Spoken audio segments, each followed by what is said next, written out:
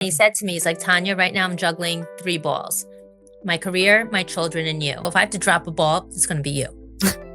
And at the time, I was so hurt by that. I look back now, I'm like, he loved his children so much that he would never make a woman more of a priority than his children. Well, hello, Tanya. She's here. Oh, man. Wow. Let me just tell you how excited I was when I knew. I was like, oh, my goodness. Tanya's going to be on and she's just going to share so much love and, her wisdom and her story. And I knew, once we knew that we wanted you to be on this podcast, I knew that you are really going to resonate with a lot of the women that listen to the podcast. A lot of the women that listen to this podcast, they truly believe, and I believe with all my heart.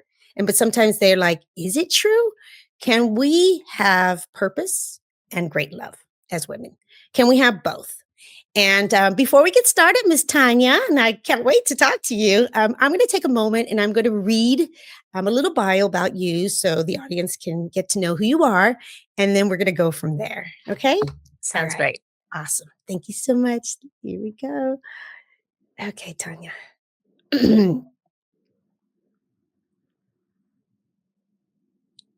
Today, I'm thrilled to welcome Tanya Zuckerbrot, wife, mom, powerhouse in the world of nutrition and wellness. Tanya is the founder and CEO of F Factor, the internationally recognized nutritional brand that has helped thousands of people transform their health. With over 2 decades of experience as a registered dietitian, she has built F Factor from her private practice in Manhattan into a movement that empowered people to live healthier, more energized lives. She's also a best-selling author, a trusted media expert who has appeared on national television and a respected voice in the wellness space. Known for her dedication, excellence, and the heart for helping people live well.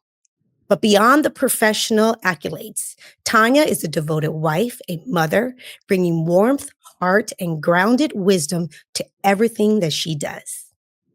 I am so excited to welcome Tanya today. Welcome, Miss Tanya. Thank you so much for having me. Oh, Tanya, I was just like so excited. And I was thinking about this and I was thinking about, how I wanted to start this episode. And as I already mentioned, when it comes to, us women, Miss Tanya, being able really to have and follow our purpose, but also be able to follow our heart. And I know that you have an incredible story. And I would really love to start with, how did you grow up? And where are your beginnings from? And I would really love to start there. Sure. So I grew up in a town on Long Island. So I grew up in the suburbs. And when I was 6 years old, my parents separated. So I grew up in a divorced household. And I think that really influenced me because I was really determined to be more present for my kids because my mom had to return to work. And I wanted to figure out a way that I could have a career, but I also had seen my mom need to go back to work. And therefore, I didn't want to be beholden to a man. And I wanted to make sure that I had my own financial autonomy. So it led me into a career where I thought I was going to have a lot of flexibility. It ended up not being as I had planned. But I think being a product of divorced parents, and the lesson for me was like, make sure you always have your own career and your own money so that if you're unhappy, you can pivot out of that marriage. You can support yourself and your children.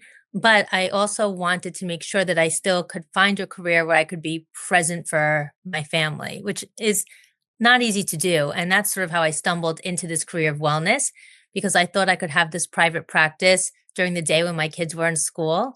And then when they were done with school, I thought I could, put the, close sign on the door and then pick them up and be with them. Well, it's not really what ended up occurring because when you run your own business, you actually work more than if you work for someone. It's 7 days a week, Yes. 24 hours a day. It's busy. Um, but I think it's a lesson that I have tried to pass on to my own daughters is the importance of having a career, having something that stimulates you intellectually, but for women, if they can, to be able to have financial autonomy. And look, I give women a lot of credit who choose to be homemakers. I think that's one of the hardest jobs in the world. Absolutely. But I think even working from home, perhaps there are ways that you can still subsidize whatever your husband's, bringing home from the office with something that is your own. Yeah, that's beautiful. Well, take me back a little more then, because you said early in an early age, your parents obviously they divorced, and that does, Tanya, that really shapes us, doesn't it? It shapes us. It shapes Yeah. us in different ways. And everyone, that has gone through, a childhood that there was a divorce, and it's really common. Um, it leads them into different paths and different ways of thinking, and what they need and what they are like, I'm not going to want this, I want that, I don't want this. When you realize, and you're getting older, and you went through that, and you're trying to figure things out, would you say that early on, that you fancied the boys pretty early on, or would you say you were more of a late bloomer when it No, I came to I the I I matters of the definitely heart? I definitely liked the boys early on, but I Yeah. was very conservative, I definitely was, like, a good girl in those terms, but I think I definitely was interested in feeling loved, and I think as a byproduct of some of those divorced parents and then not having your father at home, like, you are looking for that male attention, but Yeah. for me, thankfully, it didn't translate into something that would end up harming me or being dangerous. I was, as I said, sort of a very conservative girl, but no, I definitely am someone who loves to love and wants to be loved. And I agree with you that coming from divorced families, it does shape you. I Yeah. think you either fall into like these one or two categories where you look at marriage as disposable, or you go the other way, which is like, I will never get divorced. I will never do to my children, what I went through. So when I got married, it definitely was with the hope that this was forever. But I think the lesson from watching my mom get divorced, and I don't think my mom ever expected to work. When she got divorced, next thing I knew, my mom was getting a master's degree at night, working during the day. I think the early lesson for me was whether I stay happily married or not, like have a career. So I think that was something that I understood was going to be important for me for my personal development, my intellectual development, and for my feelings of self worth. Um, so coming into my marriage, I really had hoped that that would be forever. And at the same time, I was building my career. So you asked me about my career, and I said I chose this career in nutrition. Um, but it really was one of these sort of accidental careers. I'm not sure if you remember the show, The Facts of Life. The Facts of Life. Yes, I totally love that show, Okay. Tanya. So for your viewers that might be considerably younger, I Okay. apologize. This is like a show popular in the 80s, Yeah, but it was about you're aging me right now. I'm yeah, 53, Tanya. So I'm like, that was my show. That was that was my definitely, show too. yes, And yes, if you remember, so for people not familiar with the show, is a group of girls in boarding school, and they sort of had like a den mother, and her name was Mrs. Garrett. yes. So Mrs. Garrett ends up opening up like a gourmet shop. So remember I said like I wanted to straddle being a homemaker but also having a career. So I thought, okay, I'm going to have like a healthy gourmet shop.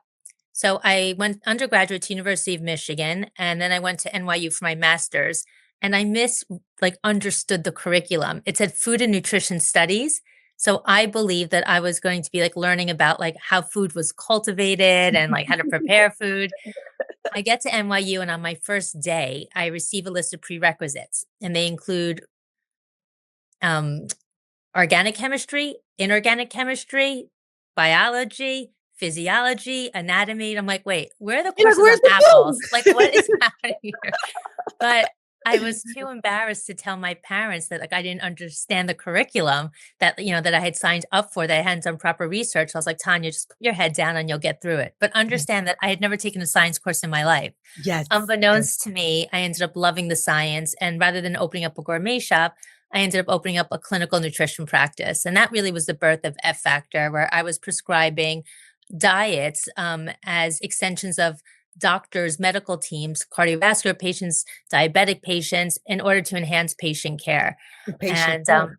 and that was really how my career started, was really working with patients to improve their health, to have them discontinue like their medication, or at least lower the dose of like their statins or their oral insulins. And then something unexpected happened as these patients were following these programs that I had created to honor the medical care that they were already receiving from the endocrinologist and the cardiologist.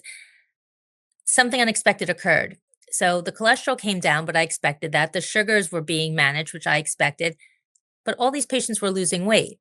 And I'm Hmm. sitting there scratching my head saying, why is everyone losing weight? Because I hadn't set out to produce weight loss. Okay. And when I looked at these two very disparate programs, one for cardiovascular patients, one for diabetic patients, Yeah. I realized that the commonality was fiber. And I was prescribing a lot of fiber to these patient populations because fiber lowers cholesterol. So that's good for the cardiovascular patients. For the diabetic patients, fiber helps to slow down gastric emptying and get better blood sugar control. But the fiber was also doing something really unique that people were not talking about 20, 30 years ago. Yeah. Fiber Yeah. was keeping people feeling so full that they were naturally eating less throughout the day. They were doing less unnecessary snacking. So this weight loss became this really unexpected but well received byproduct. Yes. And all of a sudden, these clinical patients were referring their friends and coworkers for just the weight loss part of Okay. what they were experiencing. Right. And then I had a very high profile patient who was out to lunch with her friend, and her friend commented on her appearance, like, wow, you look great. What's happening? And she said, well, I'm seeing this dietitian, Tanya Zuckerbrot, to lower my cholesterol, but I've lost 30 pounds in the last 3 months, and I'm dining out and I'm enjoying cocktails. I'm never hungry. So her friend said, do you think she'd want to write a book? This sounds like a great book. And I met with her friend who happened to have been a literary agent, and that was the Yeah. birth of F Factor. Fast forward 25 years, the Wow. yeah, I ended up authoring 2 books. I became a national media correspondent. I was a health correspondent for Fox News. I've appeared on like numerous, Right. daytime talk It shows took talking about health and off. wellness. Oh my And God. then, yeah, I trained dietitians underneath me. And then in 2018, we launched F Factor products. So the career was on fire. It And was that was on fire. completely rewarding, a lot of sacrifice. But one of the Well, things that happened, let me ask you this before let me ask you this because yeah, I want people to have the reference. sure. So at this point, your career is on fire.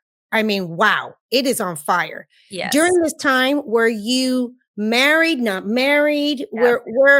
Where was that So at? Yeah. as the career began, Okay. I started to date my husband at the Okay. time. And then we got married and the career Okay. was just taking off. Okay. It definitely had not escalated yet. I Okay. hadn't even written my first book. Okay. I will say that as the career grew Mhm. and I became more successful, the marriage started to decline.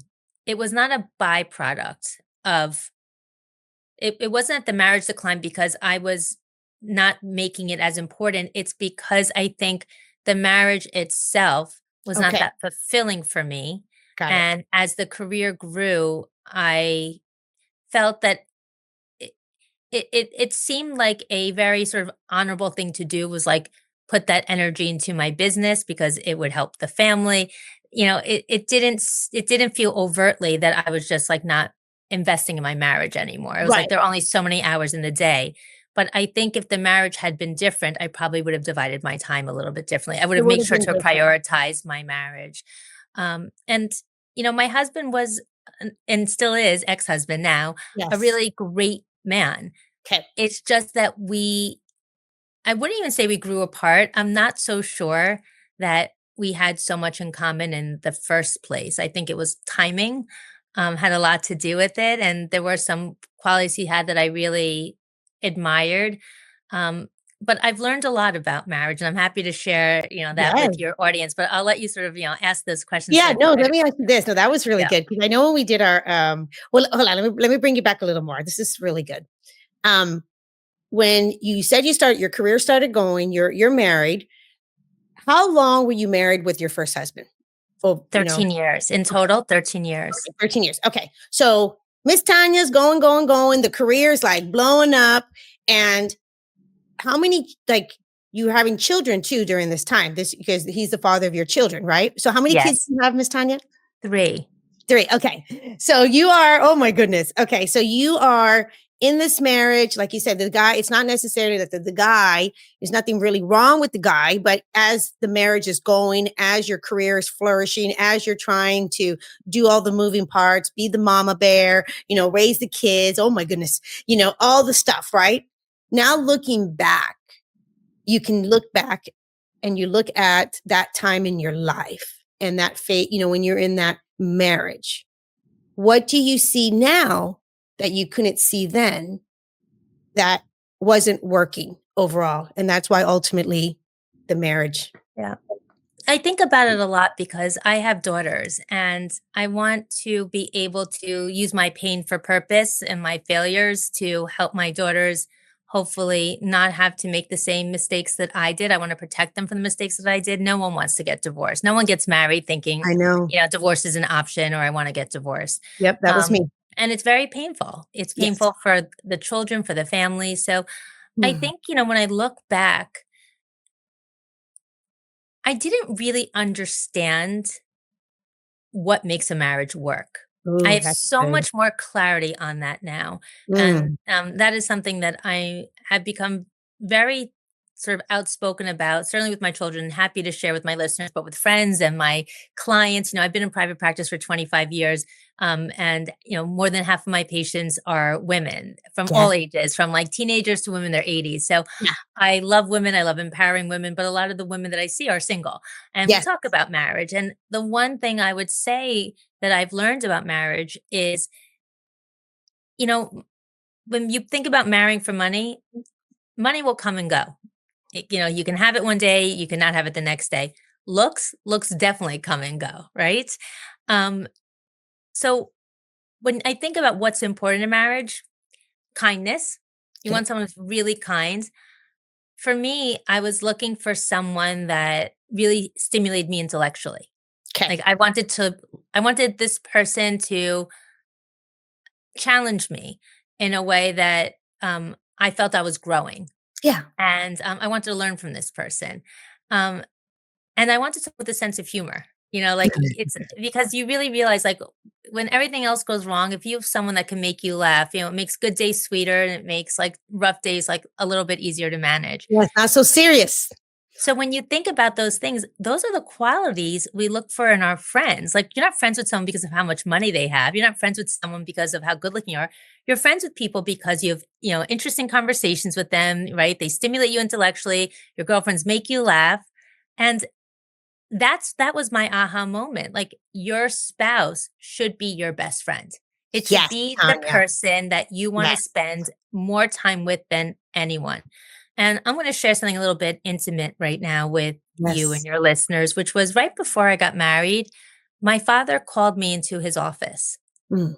and he said to me, "I don't think you should marry him."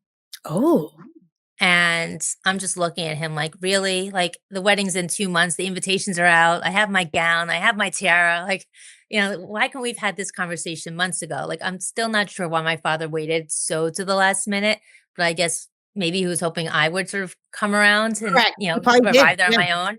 Yep. And I said, "Well, what do you mean?" And my father said, "I just don't think you have a lot in common." And Mm. I said, "Well, what do you mean?" And he's like, "Well, you love to go to the theater. I don't think he enjoys that."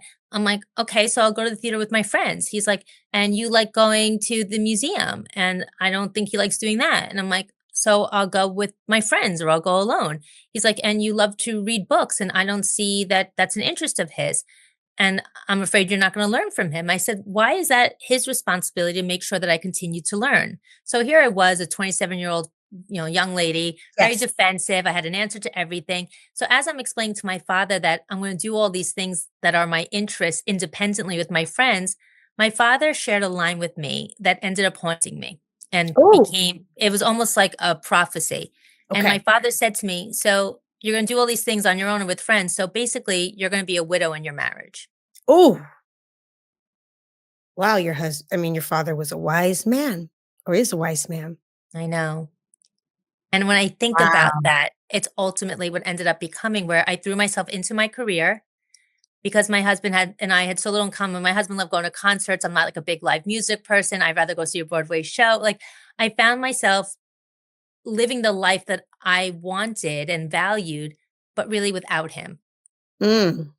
And he sort of was doing the same. Yeah, So it's almost like we're like on a parallel track, but there's like a space in between us. Like, and it was very lonely.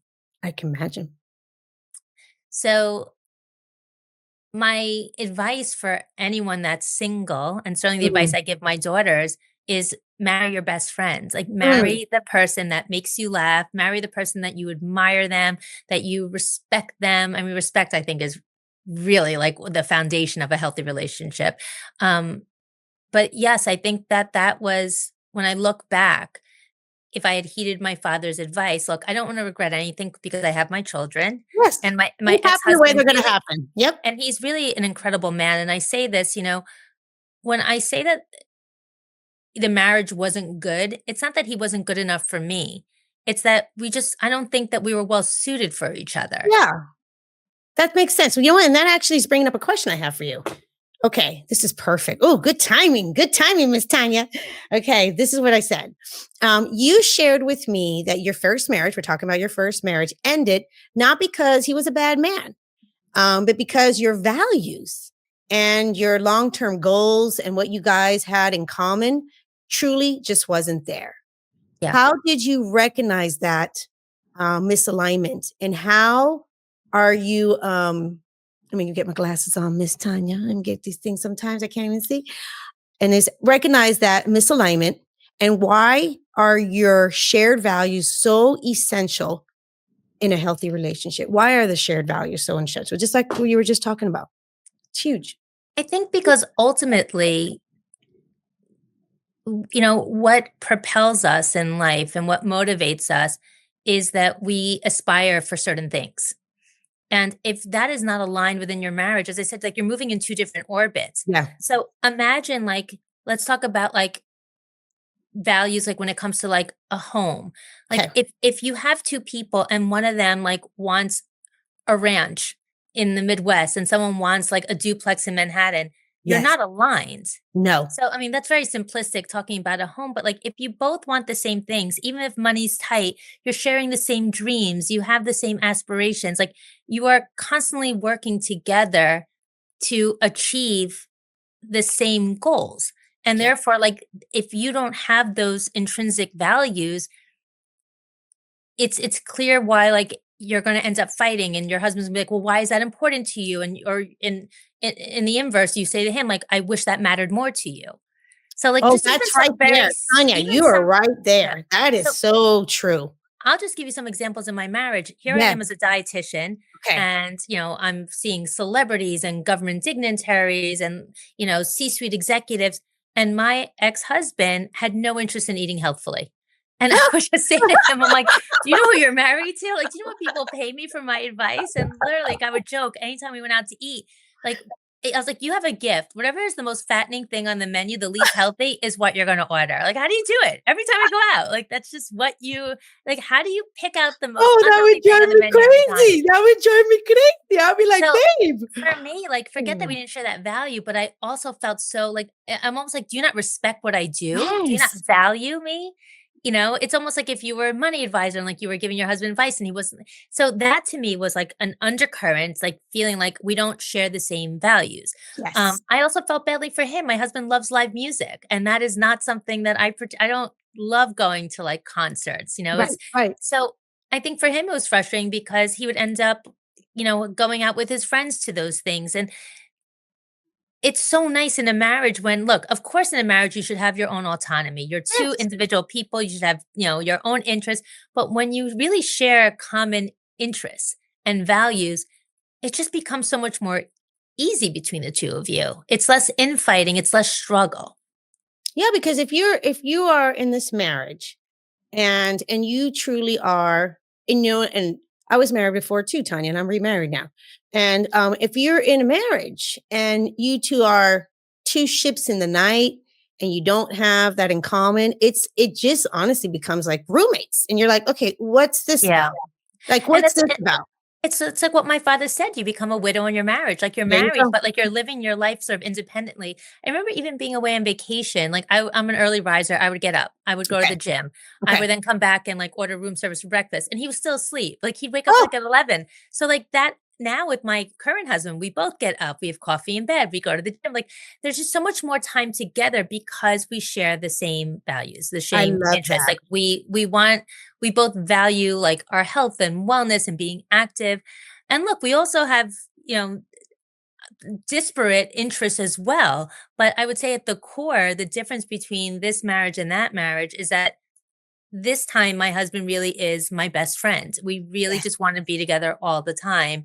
We're not, we have careers and interests and friends, but it's such a different experience. It's totally okay, well, let me ask you this then. Okay. Oh, you ladies, are you listening to this? This is so good. Okay. When you met your husband now, you knew, there was something I think you said in your pre-call, you knew pretty much immediately, but you're in a different, stage in your life. That this partnership was different. Yeah. And what values or qualities in him created that sense of safety, alignment, and true partnership for you as a successful woman? I think what made me feel so safe and seen was that he conducted himself in a way that I knew that, like, we were always gonna be okay, Okay. if that makes sense. Yes. Um, he is just very consistent, works really hard, takes really good care of himself. Like, when I was getting divorced, I went to see a therapist because I did not take divorce lightly. I had 3 young children, I was juggling my career. Um, It was a lot. It was a I lot. knew that if I was leaving, that financially I would be um, not as solvent as if we had stayed, together. Yep. And the therapist said to me, what are you looking for in a man? And I said, well, I know what I'm not looking for. And I think that is sort of the silver lining or the blessing of like being unhappily married is like you really learn what doesn't work for you That's versus true. like That is what yes. does work for you and what you do need. And I think the idea of feeling safe is something that many women desire, and it's Yes. not just financial. I No, think it's just like, can this guy solve a problem if it arises? Like, do I feel like no matter what's going to happen, like I have someone that is a true partner, that can help us navigate really challenging experiences yeah, as all marriage will have to experience. Um, Something else came to mind though, and if I'm going to be really honest with your okay. listeners, I think if anyone is unhappily married, let me know if this resonates with you. When you're not happy, you're not the best version of yourself. And Yes. I consider myself a kind person. I'm in private practice. I'm seeing 10 clients a day, and I am showering them with my attention, my affection, my interest in helping them to live their best lives. I consider myself a good person. And yet, my marriage to my first husband, I became so unhappy and so frustrated that I was married to him, which was not his fault, right? I Right, chose to yeah. marry him, but I began to resent the fact that we were married. Yes. I started to act in a way that was not becoming of me. Okay. I wasn't as kind to him as he deserved. I wasn't as respectful. Near the end of our marriage, things about him really began to irritate me Mhm. that were sort of simple, like his chewing or even Mhm. like his breathing. It's Mhm. like, are you still Mhm. breathing? And one time, we were having an argument and I was speaking to him in a way that clearly was not kind. And my Yes. sister happened to have been there. And after the argument, she pulled me aside and she said, Tanya, for such a beautiful girl, you are so ugly with him. Ooh, wow. I That felt like someone, like, punched me in the gut, and I actually ooh, knew at that point, I was like, "This doesn't work anymore." that's it. And when we were getting divorced and, he didn't wanna get divorced, he was a family man, he wanted to, see if we could work this through, and I actually said, I'm like, "You deserve someone who's kind to you." Mm. And I really felt that I'm like, this marriage isn't bringing out the best in me. I'm not blaming you. I'm responsible No. for my own actions. I'm not Yes. playing victim. Like this makes me act like this. I just see that this isn't bringing out the best in me anymore. And he's too good of a person to be with someone that's not being respectful and kind. Correct. And then the most important thing, because as I was experiencing this and realizing that this marriage was not working, Mhm. someone had said to me, well, how about the kids? And my response was, I'm getting divorced for my kids because I knew the household my children were growing up in where it was not going to serve them as they became mature and explored their own relationships. My son probably could have ended up with a woman that was abusive, Okay. disrespectful because Yep. he saw his dad take it. And Mhm. my daughters could have grown up being dismissive of men, being just I didn't want that to be what my kids were seeing. And therefore, that really was part of my motivation. It wasn't just like selfishly, like, oh, I can't be in this marriage anymore. I need out. I was like, I don't like what they're seeing. And I don't think that, and we tried to fix it. I want to say this too. Like when you're married and kids, you owe it to your children to try and make your marriage work. Like we, Absolutely. we went to do, Absolutely. we went to Yep. marriage counseling. We Yep. tried. Yes. But Absolutely. if it's not fixable, you also owe it to your children to pivot. And I'm so proud that now the marriage that my children have seen for the last, I've been with my current husband now for 12 years, they now see what a healthy marriage looks like. And when a marriage is playful and filled with love and companionship. So that is the silver lining for anyone who's on the fence. If you are thinking you're in an unhappy marriage, if that story of me like being unkind to my husband resonate with you at all, where you're like, yeah, there are moments I've acted like that because I'm so frustrated and it's not really his fault, but I'm angry with him, right? And what are my kids seeing? And it's like, I just want to give you the opportunity to explore that if you were to pivot and allow yourself to experience something different, what a gift that is, not just to you, but to your children. That's awesome. That's beautiful that you just said it that way because I think that's really important that you said that.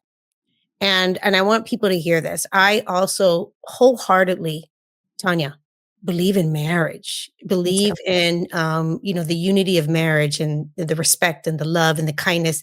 And when you kept saying in the earlier, when you kept saying your best friend, let me tell you what I say too. Like this is like my saying. It's like you've got to be with your best friend lover. It's not only, it's a person that you want to spend all your time with and you guys are truly each other's best friend, but it's not platonic. It's your lover. And that's the juice of marriage, because you have that full connection, that total intimacy that you only can really truly have with your best Yeah. friend lover. Yeah. And but I also believe this with all my heart. And I do believe that marriages, even if they are going through stages, and you know that you've been married, and you're married, that if marriages can go through stages, and we can go through stages a little high, a little low. Life is hard. I get that. Life is hard, Yeah. but I also believe with all my heart that there are just sometimes two people that are just truly not the right fit. Period. Yeah. That's it. As simple as that. I know it's just really, that's what it is. And you can continue on doing, and you, yes. And that's good that you went to counseling and you could have probably, kept going on and all this stuff, but you can't take, what is it? Like a round, a circle and put it in a square. Like it has to fit. It has to fit. And So yeah, I do a lot of life coaching because it was a natural evolution of just like being a dietitian. Then you're with your patients, and then you're right. like, okay, now that we've checked this box, and you've improved your health, and you've lost the weight, what's next? What's And next? and I mean, it's true because we're all like on a journey to be the best versions of ourselves, Correct. right? In our Correct. health, in our appearance, in our careers, in our friendships, in our relationships, in our marriage, as parents. So one of the bits of advice I would give patients is if you're in something, you've made a commitment, right? So whether it's a job or friendship, and if things don't feel good, you get into a fight with your friend or you're not happy at work, first try and fix it, right? Go Yeah. speak to your supervisor, speak to your friend, Yeah. like see what's not working. You Yes. owe it to yourself, you owe it to whoever you made the commitment to, right? In that relationship, professional Absolutely. or otherwise. But if something cannot be fixed, as you said, if it's just not the right fit, I would never tell someone to stay at a job for 50 years unhappily. Like, No. go get another job. Do it Yes. respectfully, give 2 weeks notice, like, do it proper. Same with the friend, like, we've all grown out of certain friendships, Yes. right? Yes. And there's a way of doing it that's unkind, and there's a way that is, I think, more respectful. But Yes. ultimately, the advice I give people is if you're in something and it doesn't feel right, first do the work. See if you can make it better. And if you do the work and it's not getting better, then you have every right to pivot. Yes. Why? Because you go through life once. You only have this one life. And I never want you looking back with regret. Woulda, coulda, shoulda. I should have left that job sooner. I should have left that, marriage. I should have changed that friendship. When we live with regret, it is one of the most powerless feelings in the world because you're suffering in the present for something that should have happened in the past. Correct. Ooh, that's good. And That's so therefore, good. I want you to live a life with less regret. And I think that the best way to do that is to try and do the work to make something better, but then to give yourself license to pivot. Like a pivot is a very healthy thing. It doesn't mean failure. It doesn't mean that you've given up. It just means like a change in direction to continue to go after the things that you value. And that's really truly honoring yourself. That is truly Yeah, honoring yourself. I agree. It's true because I think about this, and I know it sounds a little morbid, but it's real. I always think about in the sense of like, okay, Charlene, how do you truly want to live your life from now until death? Because death can happen tomorrow or death can happen, according to my kids, Miss Tanya, I guess I'm going to about 106. Okay. But you know what I mean? Like, I'm just saying, there is really no time not to honor yourself as a human being. Yeah. It's okay. It's actually okay. Well, let me ask you this. So you you found yourself in this, like you said, your career, your kids, you're going through a divorce. And where was your heart? What did you think? Did you think to yourself, okay, you know what? I'm open. I'm going to be open again. I realized that this, wasn't the right thing. Or were you closed? No. Like, no, I'm not going to ever No. do that. Like, well, I want to know because women right now, again, listening. Hi, we love you guys. But women right now, it's one or the other. So they're either single, Miss Tanya, and maybe they had love before, but they've also poured a lot into their careers and their purpose, and they're very career purpose driven. Awesome. But like I said to earlier, they struggle when it comes to the matters of the heart and being open again, or something's there. And then we have the women that are married that are really wanting a couple things, wanting to obviously enhance their actual relationship and still realize, can I still have this great relationship with my man and still follow my purpose? Um, So I've I've thought about what you're saying right now many mhm, times throughout my life. When I was unhappily married, I actually had a conversation with myself that went along the lines of, well, no one has it all. So Tanya, you have great career, you have healthy children, you're close to your family, you have amazing friends. So you didn't win the lottery with the marriage. But no one has it all. Guys, do not convince yourself to settle for mediocrity where greatness can exist. That is a cop out. thank That that is somehow suggesting that you can't have it all. You can't have a career and great love. I am here to tell you, you absolutely can, but it only happens if you believe that you can. yes. Anything, first of all, I think that you want to receive in life, first you have to conceive the thought, and then you have to believe it in your heart in order to receive it. Conceive, believe in order to receive. So if you don't really believe that you can have it all, guess what? You're never going to have it all. I It's promise true. you, God is never going to give you more than what you expect. One of my favorite sayings is God meets you at your level of expectancy.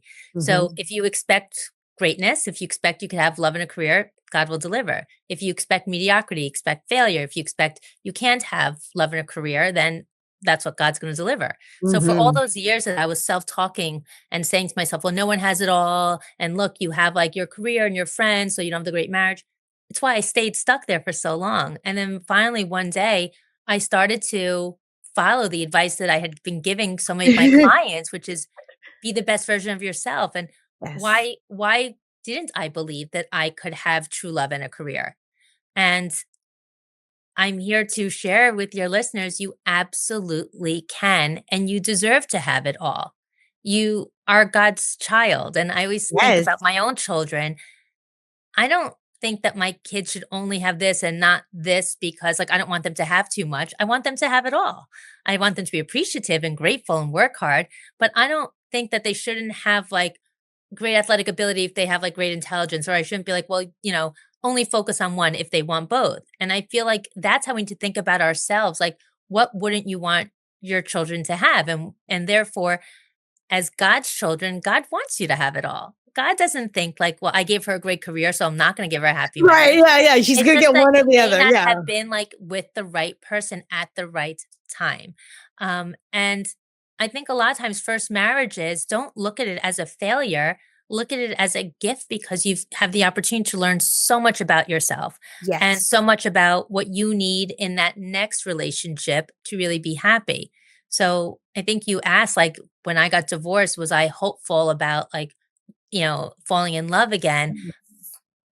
I remember having that conversation with my husband because my husband's like, after this, I'm never getting married. Like, Yeah. I'll never be married again. I'm like, oh, I'm so getting married. I was like, I love the idea of marriage. Like, I love the idea of two people and that commitment to each other. Yes. Um, Yes. yeah, I was so excited to just find the right person. And what I will also say is that when I got divorced, I was actually filled with so much hope. I Oh, just saw like the world is like this I saw like this world opening up to me because if you're wow. married, you're Yes. not meeting anyone or you shouldn't be meeting No, anyone. no, Like, of course not. so, Yeah. and therefore it's like, how was I going to even have the opportunity to change that part of my life? But taking this really major risk, right? And almost taking like 10 steps backwards because like I had to move out of my home. I left with like just my clothing and I had to like, I had very little money at the time. I had to like really just sort of go back, in a ways of comfort in order to be able to even take a step forward in direction that I knew would ultimately put me on the path to greater happiness. And when I spent the first night in my rental apartment after leaving the marital residence, and my bed hadn't arrived yet, so I'm sleeping on my child's bunk bed on the top, and I'm looking out of the window, and I live in Manhattan, and I Okay. saw the New York City skyline. I didn't cry myself to sleep thinking, how am I going to do this? I'm divorced. I've got 3 kids. Like, if anything, I just looked at that skyline. I was like, my happiness is out there. I just Ooh, believed that like wow. there was like greatness, happiness coming to me and I had made the space for it. Because and I Wow. remember saying like I'm closer to happiness now than I was in the safety of that marriage. Yes. Wow, and not only that, you are happier now, even though, like, your life was just completely, rocked, and now you're in an apartment with and I think you even said, Charlene, Well, like, I had, like, IKEA furniture going from, Miss Fancy Girl yeah, to, like and to be still having that. I think it's very liberating to be like living in your truth. And I think when you're unhappily married, either like you're hiding it from everyone, right? Like, you're not airing your dirty laundry, or you're the person that's constantly disparaging your husband in front of other people. And you're like that couple that's always fighting. Yeah. It's like neither's good. And I just remember like when I finally, got separated and shared with friends that I was getting divorced, I just felt like that I lifted this veil of like secrecy and like Yes. deceptiveness. And it was like, yes, I wasn't happy, Yeah. and I do think that I deserve to be happy, and now I'm in a position to hopefully find happiness. But Yeah. what I wanna also stress, and ladies, if you're listening, Yes. when I say find happiness, I mean in a in a relationship. Your foundation, your baseline, in order to attract someone that you're gonna respect, admire as a good person, you need to be happy on your own. You want someone that's going 100%. to add to your happiness, not someone that you're relying on to make you happy. No one should be responsible for your happiness. That is way too much pressure. And it's also not healthy for you because if you're relying on someone else to tell you that you matter, to tell you that you're beautiful, to tell you that you're smart, when they're having an off day, they may not tell you. And then where's your Exactly. feelings of self worth? And that sort of brings me back to this idea about having a career. I think why careers are so important for women is that it's an opportunity to self validate. Find something that you're good at, find something that you love.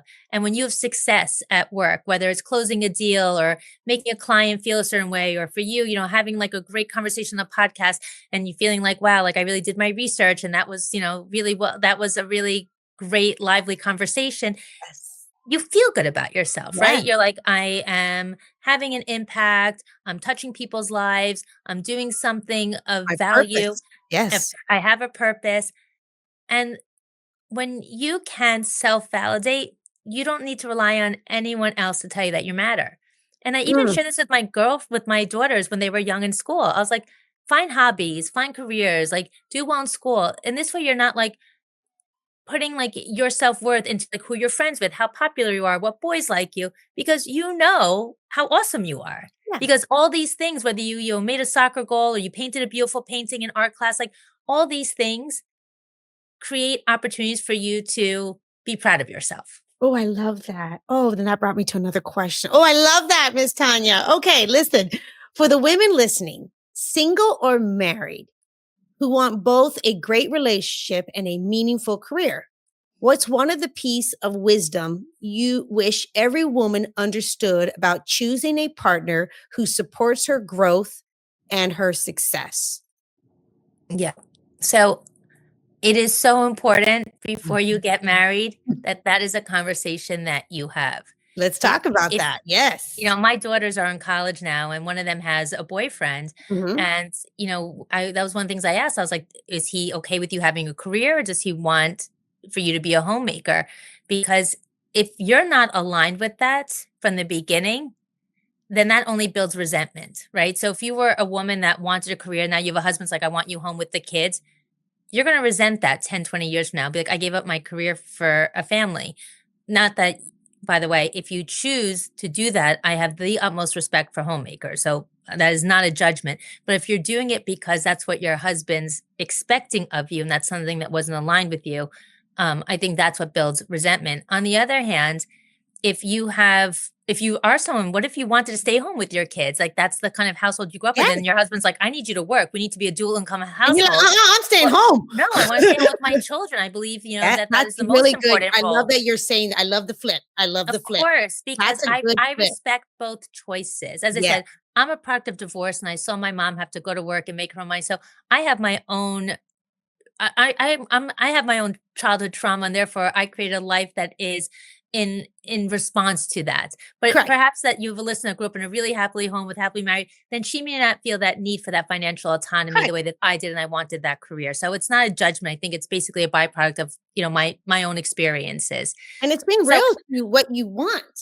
yeah, and It's and right. look, I Yeah. also think it's great when women do though have a career if it's something that you really care about. I Yes. can't imagine anything worse than being forced to work or working and not enjoying a career. So That's that's good. not the advice I'm giving anyone. Like find No. something that you're passionate about. But I just think that those are such important conversations that you have while dating. And when you ask like how do you find someone that's going to honor that? Well, it's just a conversation. Like, you share that you have this career. Is that something that, that excites them that they would want in a partner? I mean, that's something that needs to be vetted from the get-go. That's And true. and I feel like those are decisions that you make as a couple, the same way that you would decide whether or not to have children. But not to talk about whether like he would support your career or if you didn't want to work. Like I just think that it comes back down to, do you share the same values? Do you want the Yes. same things out of life? But how did I attract someone that, supported me in my career? Yes. I think, it was just it's such a big part of who I am. When we were introduced, it happened because he had seen me, and then someone said, "Oh, that's Tanya Zuckerbrot," and shared, who I was. And I guess from the beginning, that was of interest to him. But I think as the relationship grew, it was just clear to me that he he liked the fact that I had something that really made me so happy and so proud. Um, and I think, you know you want a man that's secure enough in himself that he's not threatened by that. Oh, I was just gonna say that. Oh my goodness. You just got it. You got it. That's what it is right there. When you have a man already that is secure with himself and has that confidence within himself, he actually truly, genuinely admires a woman that also has that in herself. That is so attractive.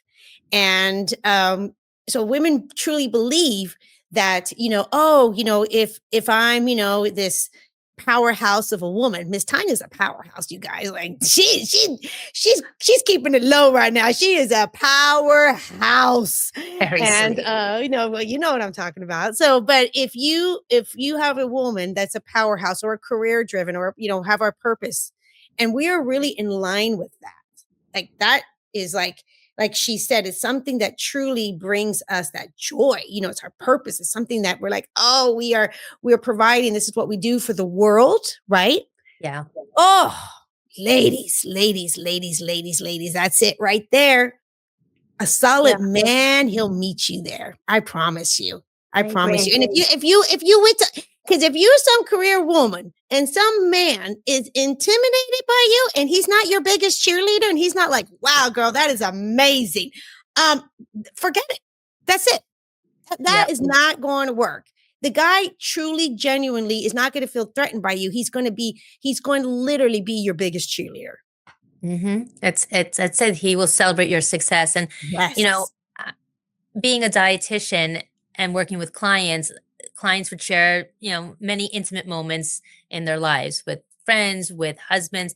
And I had this one client and she was losing a lot of weight Okay. and really was like stepping into her power, right? She Yeah. was Yeah. feeling healthier, more energetic, but she really was going through this metamorphosis and was looking really beautiful Okay. and healthy.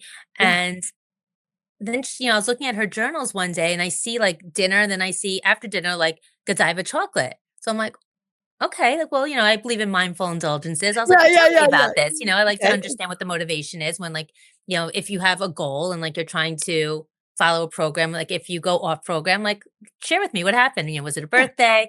And she says, well, my husband brought it home for me. And I said, okay. And then like a few days later, there was like another like chocolate cake or something. And it was the husband. And we started to explore that he was actually getting threatened, that she Oh. was losing so much weight. He thought she was going to leave him if she became too attractive. So he Oh. started to undermine her success by like constantly like giving her gifts of Oh, food. it's like a guilt trip. Like if the guy's coming with her, you know what I mean? Like And it one was day if you so bring it. fascinating to me. So I'm like, wait, Oh, this is someone that loves you so much. Why isn't he rooting for you to be the best version of yourself? And it's that's because the good. best version of her, he felt unworthy of the best version of her. Wow. And he feared that the best version of her would want someone better than him. So it really speaks to what you're saying. When you're with someone who's confident and secure, they're not threatened by your glow up or by your success or by anything that attracts attention, respect, anything that is sort of putting you in a place where you're radiating and other people are recognizing that. A great man, and by the way, the same's for the inverse, right? You So like did. it goes for women and men, but like Yes. he's standing there and he's proud. He's like, that's my woman. Like Yeah. it actually makes him look better. It's like, yeah, Yeah. like she chose me. Like, so you want someone that when you walk in the room, you could see how their body changes. Like they put their Yes. shoulders back, they puff out their chest, like that's my person. That's my So girl. I just think that, when you're dating someone, that's when it's really important to sort of explore that and have those conversations. Um, I think that would probably save a lot of people from marrying the wrong person. I'm marrying the wrong person. So you're single, you're successful, you're a mama, and then you meet this amazing man. What was that like for you when you realize, wow, I've never felt like this before? I think I just felt so grateful. I just Mm, remember like feeling so grateful to God. that he sent me this person. But humbly, I also believe that, like, God expects us to do the work and then, like, he'll make the miracle happen. Like, he expects you to get to the base of the mountain, then he'll deliver, like, the 10 commandments. He expected, like, Moses to, like, free the slaves with any part of the Red Sea. Like, Yep, he yep. wants us to do the work. And I Yes. feel like I did the work. Like, I left my marriage. I didn't leave for someone. I left for Nope. no one. I left with no money. I left feeling faith in God that my future would be okay. Yes. Like, rather than feeling fearful, I felt faith. And I always say, like, the Yes. absence of faith is fear, and the absence of fear is faith. And God only works where there's faith. So I feel like I put my faith in God and in my future, and then He rewarded me by sending me this man. I know that sounds a little hokey for people, but No, that but like, really it's is so like how I I'm all in felt. there. Yeah. I have always felt that the best things that ever happened to me, my career success, my husband, my children, it's all gifts from God. Like, that Yes. is that I know is true, and so I just felt so grateful because when I was in that when I was getting divorced and I went to go see that therapist and I would speak to her about, like, what I wanted in my next husband, all of a sudden here was someone that had all those traits. He was funny, he was so smart. Um, he really stimulated me intellectually. He made me want to be the best version of myself because I admired him so much. I'm like, he deserves, like, a person that is kind and respectful and elegant. Like, I couldn't be a lesser version of myself because he deserved better than that. So I found that, like, being with someone that you admire so much, it's almost like what they say when you play tennis with someone who's better than you, like, you hit better. And being with someone that I respect and admired so much, I feel that it, like, raised my game. Got it. Um, and yeah, I think what was really obvious for me from the beginning was just how much, like, we had things in common. And that was what was so refreshing and so disparate from my first marriage. Like, I remember, like, being in the car with my husband. Every time he put on a song, I'm like, oh, like, we just didn't share the same taste in music. And I was like, change that song. And I will never forget the first time, like, this guy, like, put a song on the radio and I loved it. I was like, oh, we have the same taste in music. Same with, like, the same taste in movies, or, like, that we Oh, both like to that's work out or eat healthy. It just became sort of, like, easy because, yes. like, we just wanted to do a lot of the same things and we enjoy doing them together. And what I can say is I fast forward now, over 12 years later, and he is my best friend. He is the person I want to be with more than any girlfriend I've ever had. And I'm a girl's girl. I've had my best Yeah. friend since the third grade, but this is, like, my person. I love that you said, and we've said this before one time on this podcast. I think a couple times this resonated with me. I really feel with all my heart that life is hard. Life is hard. Life is gonna go through ay, ay, ay, ay, ay, all kinds of stuff. I get it. It's hard. But relationship, romance, oh, it should feel like easy. Yeah. Easy, and then I've said this, easy like Sunday morning. It's not, it should feel like life is hard, but when you get to come together with your best friend and do life together and help each other and honor each other and go through those hard things together and the fun things together. Yeah. And when you're in a relationship and the relationship is hard, that's when you got to go under the hood, ladies. You got to find out what's going on because you know that nothing's ever going to be perfect.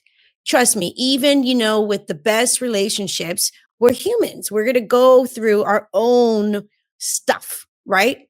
But when you look at your partner and you're getting through life and you're getting through the hard things, it really is. It's being married with your best friend. Lover. I'm always going to have that lover in there. I Yeah. think that is so special because you didn't give up on that. Yeah. And you followed it. And because I think a lot of us, that's something that it's like there's this inner, inner, inner, inner voice saying, something's off. And we don't listen to it. Like you said, we kind of bury it down. And you're like, nope, I'm gonna push through. I'm gonna trust in God. I'm gonna trust in, moving forward. And then you have this amazing man. What is something like, seriously, I know he's not here, but what is something that you just truly just adore about him? He's just really kind. I remember when we went on our first date away and we went to like a bed and breakfast upstate. First the valet guy came up and he gave him his keys and he was like, "Hey," and I think he liked the guy had a name tag. He was like, "Thanks, Johnny."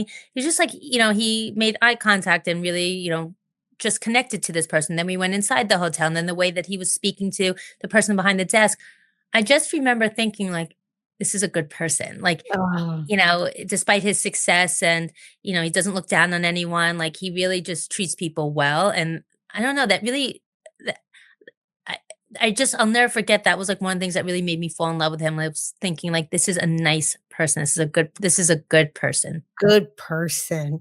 And you know what? And I know that Tanya, I told you, what did I tell you when we got on this episode? I'm like, girl, this thing is gonna go fat. Look how fast it goes. Isn't that Yeah. crazy? I Again, I'm like, I still have all this other stuff I'm ready to I'm go with Tanya. Like, I'm like, what just happened? Let me ask you this. And I know one thing that we didn't get into yet, and I'm gonna try to wrap this up because Miss Tanya's a busy woman.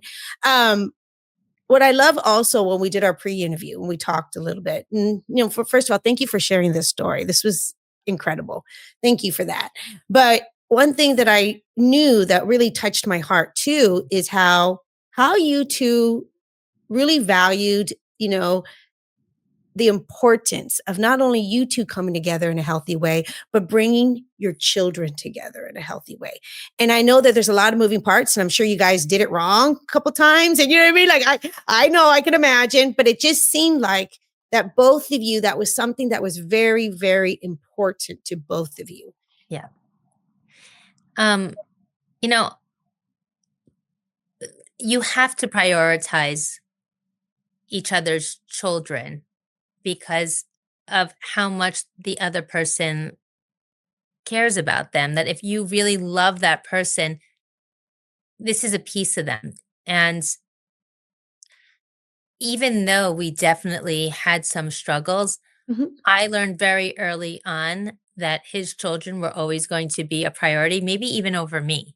Um, and one time when we were first dating, before we got married or even Yeah. engaged, I Yeah. think I was like complaining that I wasn't getting enough attention from Yeah. him. Yeah. And Yeah. he said to me, he's like, "Tanya, right now I'm juggling three balls: my career, my children, and you." He's like, "I'm never going to drop my career as a ball. Like that ball's never going to drop because that career provides for my children. I'm never dropping my children. So if I have to drop a ball, it's going to be you." And I Yeah. was It's like, good. "Wow." And I was Like, so that's my taken aback by man. that That's because my I didn't right, man. hardly. I was like, "Wait, what?" And at the time, I was so hurt by that because I was like, "Why am I Yeah. not more priority?" I look back now, I'm like, this is one of the reasons I fell in love with him because Mhm. what an amazing father he is. And that he loved his children so much that he would never make a woman more of a priority than his children. You can love them both equally. Yeah. But so I think for us, and look, I felt the same way about my children. I Yes. came with three Yes. children. He had two children. Um, we both had to lean in and respect the bonds that already existed while also trying to form bonds with the other children. I'm so proud to say that despite some of the missteps that we've taken, our kids all say that, they have 5 siblings. We both say Oh, we have 5 kids. If anyone asks me, "How many kids do you have?" I love when I say 5, people are like, "Wow, like, look at you." And I'm yeah. like, "Well, I only birthed 3, but yeah, Yeah, I that's have 5." okay. For 3 is a Yeah, lot of 3 is birthing. still a lot of birthing, but yeah, I say, I birthed 3 and then 2, I got as a gift through my marriage. Um, but I think even though it can be really hard, depending Mhm. especially on the age of the kids and also on the nature of the divorce and the Yeah. children's loyalty to the other parent, like there's a lot of factors Moving that parts. Yeah. that It's yeah. can contribute to a greater ease or more divisiveness that can happen. Ultimately, I think we both recognize that our children, both are from both sides, were non-negotiables. And in order for our marriage to work, we had to figure out a way for our children all to feel loved, seen, and safe. Oh, you just gave me goosebumps, mama. Wow. But it's That's not easy, and I don't want anyone to think it's easy, no, it's but not. it's doable. It's It's doable. and you guys were very intentional about it. And I think Yeah. again, that's really important. I think that you guys already set that tone from the beginning. And you even said that earlier, and especially when you're getting to know someone and you're dating. Oh Yeah. my goodness, like, don't hold back. You gotta set the tone. You gotta already say, "Well, this is what I'm thinking. This is what's important to me." He set the tone, you set the tone, and Yeah. that's how you guys were truly able to Yeah. navigate, I mean, navigate. like for your listeners, like think about what if you're dating a guy and like he was like willing to like sort of drop his kids for you. Like maybe I that wouldn't feels good like in the that. moment, but like you're like, wait, that's not really a good guy. So Yeah. like you want someone who prioritizes their children. That to me is the definition of like a good character of like a Yes. father, of a parent, of a human being, you know? So I don't know. I just think like if you are choosing to marry someone with children, understand that that baggage that they come with is non-negotiable. Like you need to figure out how you're going to make that work and Yeah. never make someone choose. No. No, No. no, that's really important. Oh my goodness, Miss Tanya, listen, how honestly, you're incredible. Well, Thank we you. got to come back. And matter of fact, if you're ever here in if coming to Arizona, it's a really great place. I don't know if you've been I here. love Arizona. Oh, let me know because we have a great studio here, and I love to have you back. Well, thank you. Yes. But how do our listeners get into your world? How do they find out about, F Factor? Where should they start? And can you just talk a little bit about that again? So if Yeah, of someone's here and they're course. listening and they're really Uh, resonating with you and they're like, "Ooh, she's a dietitian. I want to know more about this." Where do oh, they thank start, Miss you. Tanya? Yeah, where do Yeah, they I mean, there's a book, The F Factor Diet. It's really, I would say, the easiest way to learn about the program. It is a lifestyle. It's something that you live on forever. It helps you lose weight and improve your health and live longer without deprivation, denial, or hunger. start? You can dine out, you can enjoy cocktails, you can travel. It's so liberating. The principles are disruptive, but it's all backed by science. So you can get the book on Amazon, or you can go to your local library and check it out. So no cost to you. But I love to start with the book. There's also a website at factor.com, plenty of information there. We also have two Instagram handles at Tanya Zuckerbrot, which is mine, and then at F Factor, which is the company's website. I mean, sorry, the company's Instagram. Wow. Okay, ladies, now get into that. I mean, she's like I said, she's truly the pioneer. She has been in this industry and really figured Yeah. it out on a level that actually helps and changes lives. It's a lifestyle, 100%. She's not just saying no diet. It's an actual lifestyle backed Yeah. up. That's really, really powerful. Thank Is you. there anything before I have to let you go, Miss Tanya? Is there anything that you would like to leave the listeners with? Um, it just, if anyone is like in an unhappy marriage, or if you are single and wondering if that guy is out there, I just want you to believe in yourself and to really sort of reconnect with what you love about yourself and recognize that your life has merit and that you deserve to have everything that your heart desires. It doesn't mean it's going to be handed to you. It doesn't mean that you're entitled to it, but if you do the work, if you make the pivot, if you make yourself vulnerable, if you put yourself out there, there is no reason that you cannot have it all, whether it's a career, whether it's the love of your life. Like I said, if you're not in a great marriage right now, try and do the work. See if you can heal it, make it stronger, make it better. But once you put that work in, if it's not getting any better, you owe it to yourself, especially if you have children, to make that pivot and open the door for being in a position to find someone that is going to really be a more suitable match for you and bring you joy and happiness. And for people wondering if you can have career and marriage, I say yes. If you're surrounded by people that are saying no, another saying that I love is you can't peck, if you're pecking with the chickens, you can't soar with the eagles. A lot of times you are limited by the small thinking around you. So you probably are surrounding yourself with women that either have careers and are single, or that they are married but they didn't choose careers. Find women that have it all, use them Mhm. as inspiration, ask them how they do it, but that's who you want to surround yourself with, um, focus on those who are living a life that inspires you and, learn from them, but believe in yourself. And if they can do it, so can you. Wow. Oh, I just want to give you a big hug. I just want to give you a big hug. Thank you for that. Thank No, you. thank you. Thank you for your heart. Thank you for your wisdom. And truly thank you for being on the show today. Thank you so much for having me. And I just Oh, adore your energy and your enthusiasm. And you make it really easy for your guests to open up because I think of your authenticity. You just, you have found your calling. thank you, Tanya. I appreciate you. Thank you so much. And to next time, cheers to great love. If you're loving this podcast and these incredible conversations, please hit the subscribe button and leave a 5-star review. Don't miss an episode because each week I'll be bringing on guests and experts who will share their knowledge about love, dating, and relationships so you can apply it into your own life. I'll see you next week. And until then, cheers to great love.